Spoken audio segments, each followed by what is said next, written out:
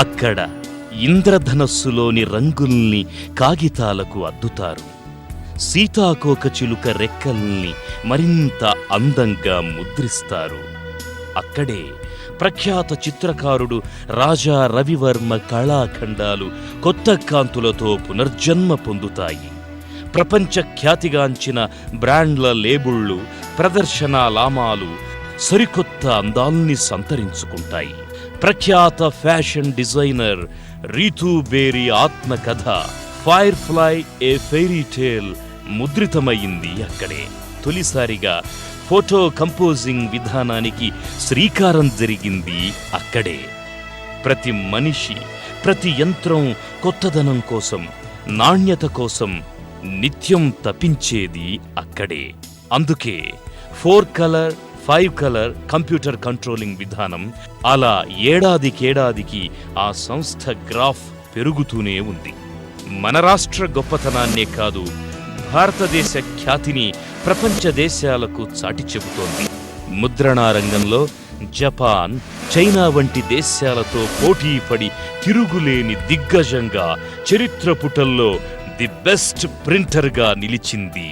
అదే హైదరాబాద్ నగరానికే అరుదైన ముద్ర, ప్రగతి ప్రింటర్స్.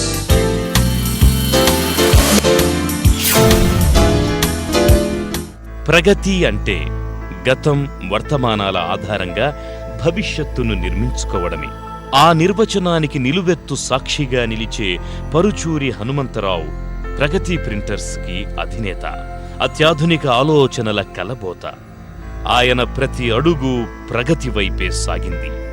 రైతు బిడ్డగా, విద్యార్థి నాయకుడిగా, కమ్యూనిస్టు కార్యకర్తగా, చెరసాలలో పోరాట యోధునిగా, సినీ రంగ ప్రముఖునిగా, ముద్రణా రంగంలో ప్రగతి ముద్రగా సాగిన జీవితమాయనది.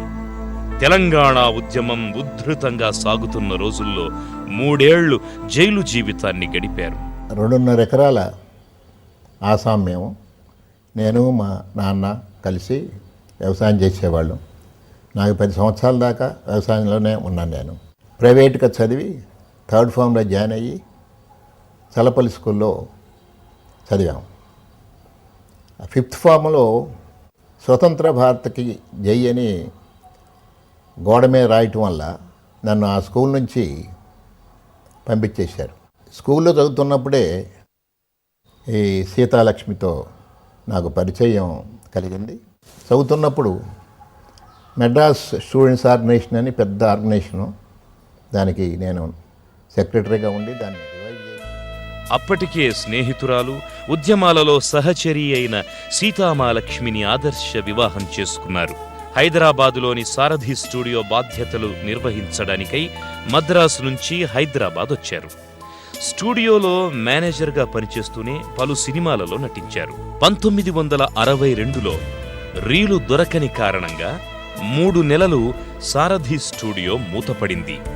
ఖాళీ సమయం, జీవితాన్ని ఎటువైపు నడపాలా అన్న ఆలోచన, ఏదైనా కొత్త రంగానికి నూతన ద్వారాలు తెరవాలనే తపన, ఎన్నో ఉత్తేజకరమైన ఊహలు, అవే హనుమంతరావుని ముద్రణా రంగం వైపు అడుగులు వేసేలా చేశాయి.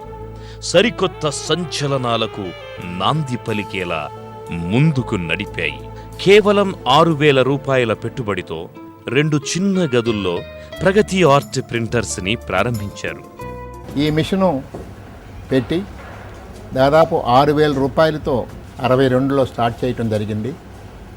అప్పుడు మాకు అనుభవం కూడా లేదు. అన్నీ కూడాను కంపోజింగ్ కాడ నుంచి మొత్తం అన్నీ కూడాను వర్కర్స్ దగ్గర నుంచే నేర్చుకొని, ఇది బాగుండాలి, నాకు చూస్తే కండ్లకు కనపడితే అది చక్కగా ఉండాలి, కస్టమర్ని సాటిస్ఫై చేయాలి, ఇవి 2 మాకు ముందు. ప్రగతి ఆర్ట్స్ ప్రింటర్స్ ప్రారంభం నాటికి హనుమంతరావుకి ముద్రణ గురించి సరైన అవగాహన లేదు. కానీ ఆయనలో ఏదో సాధించాలన్న ధైర్యం తొలిసారిగా వినాయక చవితి రోజు ఓ పోస్టర్ని అచ్చువేశారు. అప్పటి నుండి ఆయన అప్రతిహత ప్రయాణం ప్రారంభమయ్యింది. తరువాత విద్యాశాఖ వారి 70,000 పుస్తకాలు ముద్రించి తన తొలి ప్రయాణానికి శ్రీకారం చుట్టారు. హనుమంతరావు అందివచ్చిన ప్రతి అవకాశాన్ని, లభించిన ప్రతి పైసాని సద్వినియోగం చేసుకున్నారు. ప్రగతి ఆర్ట్ ప్రింటర్స్ అభివృద్ధి జీవిత లక్ష్యంగా భావించారు.